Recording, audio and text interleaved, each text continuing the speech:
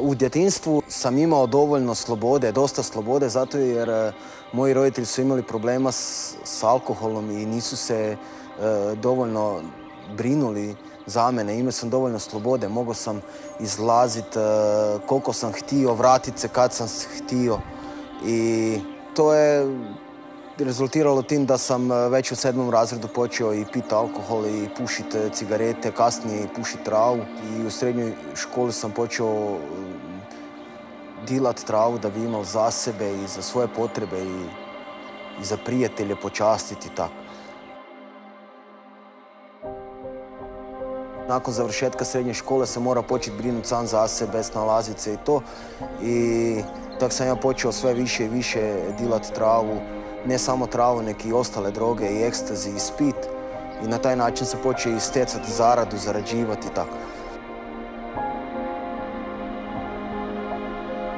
Povremeno, nakon srednje škole bi nešto radio, zaradio bi po 4-5 tisuća kuna mjesečno, ali nisam imao mir po tom pitanju zato jer sam to mogao zaraditi na jednu noć. Jer sam na noć mogao zaraditi na ekstaziju po 3000 kuna na noć i onda bi to, ne znam, sve zapili, bili bi glavni frajer, izlazili bi, pili bi, častio bi i to je bio stil života, tak se živjelo, nisam to ni smatrao ni krivim, ni pogrešnim, to mi je bilo podnormalno.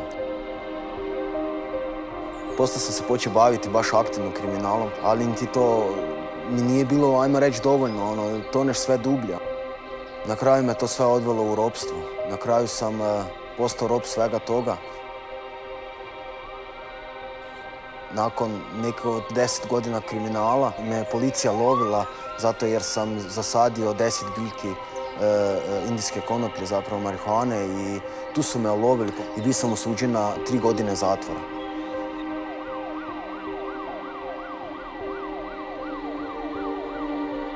Dolazak u zatvor je bilo s početka dosta težak, ali kasnije sam se prilagodio i već ne znam nakon kojeg vremena, 2-3 mjeseca nakon što sam bio u zatvoru sam počeo dilat nutra Suboxone.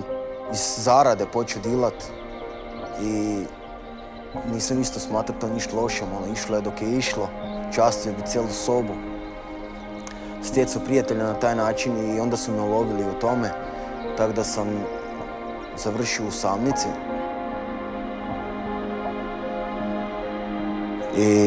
I u samnici je završila isto jedna knjiga, zove se Hajka na zmaja, Jackie Pullinger, i ja sam dobio tu knjigu u ruke pod doslovno mi uvale, reke tu se ti bavi, govori o trijadama, o mafiji, kriminalu, pa rekao aj daj.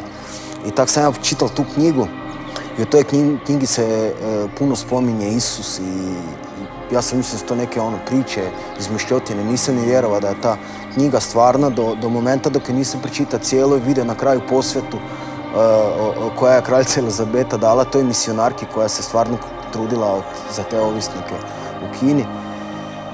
I tad sam se zapitao jednu stvar, kaj ako stvarno Bog negdje postoji?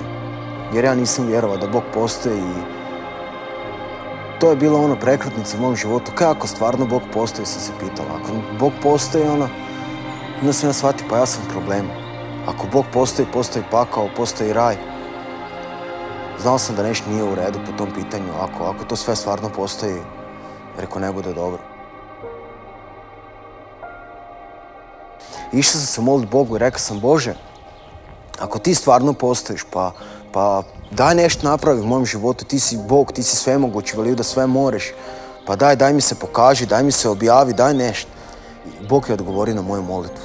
U jednom momentu, kad me Bog prosvjedoči kako sam ja osoba, ja sam pal dole, počeo sam se plakati i vapit Bogu, Bože, oprosti me, ako možeš, oprosti. To me je slomilo, doslovno, bio sam slomljen i nisam ni znao kaj mi se dogodilo.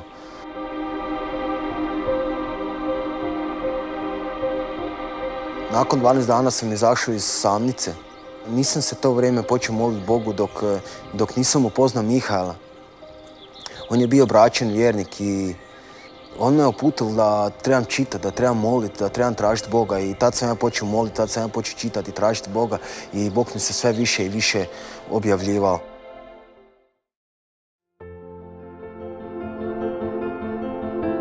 U zatvoru me je Bog oslobodio u potpunosti svega toga. Ja nisam ni bio ni svjestan jer sam tražio Boga da me Bog oslobodi ovisnosti od cigareta, ali Bog me oslobodio ne samo ovisnosti od cigareta, nego od svega u potpunosti. Jer ja kad sam izašao van iz zatvora, ja sam izašao s takvom lakoćom. Tek tad sam znao kad sam izašao iz zatvora da sam potpunosti slobodan, jer ništa nije vladalo sa mnom. Nisam više imao želje za izlascima, za drogom, za ničim.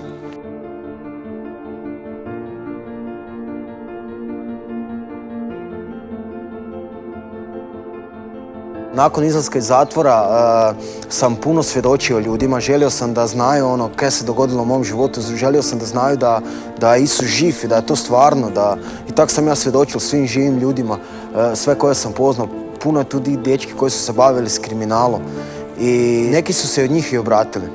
I tako smo mi oformili jednu grupicu i mi se sad svaki tjedan sastajemo na molitveni sastanak, molimo, čitamo Bibliju i tak da na taj način služim Bogu.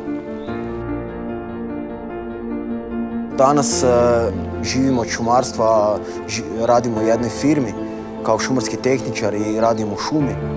I na taj način živim, preživljavam i imam više nek sam ikad u životu imao. Više sam toga postigao u 5 godina što radim pošteno nek u 10 godina kriminala. Kad bi ljudi znali kakav je Bog, mislim da bi se svaki čovjek istog momenta obratil i da bi se jednostavno slomili, vapili bi Bogu. Jer ja sam bio toliko tvrda srca da sam gazil po ljudima da bi ostvario svoje motive. I ako je Bog mogao mene da me promijeni, vjerujem da mora svaku osobu. Samo kad bi spoznali kakav je Bog, koliko je dobar i koliko je velik, svaki čovjek bi se obratio. Ja sam Dražen i ovo je moja priča s Bogom.